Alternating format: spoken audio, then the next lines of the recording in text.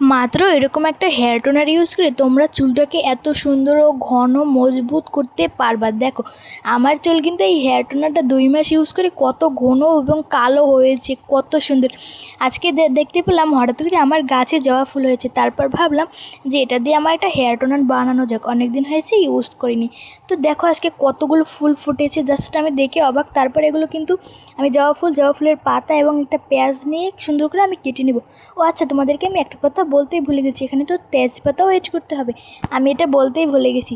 তো এটা অ্যাড করে দেখো আমি কতটুকু পরিমাণ পানি দিয়েছি। এটা পানিটা কম দিলে এটা একটু বেশি কাজ করবে, চাইলে পানিটা এর থেকে তোমরা বেশিও দিতে পারো, কোনো সমস্যা নেই। তারপর দেখো তোমাদের দেখাই আমি কীভাবে জাল করতেছি, কীরকম কালার হলে তোমরা এটা উঠাবা, এটা তো আমি অবশ্যই দেখাবো। দেখো কালারটা যখন এরকম কালো হয়ে যাবে তখনই তোমরা এটা উঠাতে নেবে। আর ভিডিও বানাতে গিয়ে আমি এখানে হঠাৎ করে একটা পাখি দেখতে পেলাম, পাখিটা কত সুন্দর লাগছে, ক্যামেরায় ভালো না বুঝলেও অনেক সুন্দর।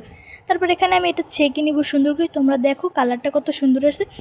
আর এই হচ্ছে এটা ফাইনাল লুক। এরকম একটা হেয়ার টোনার ইউজ করে যদি চুল বড়ই করা যায় তাহলে আর কী লাগে। আমার চুল মজবুত, ঘন ও কালো এবং একটু কোঁকড়া।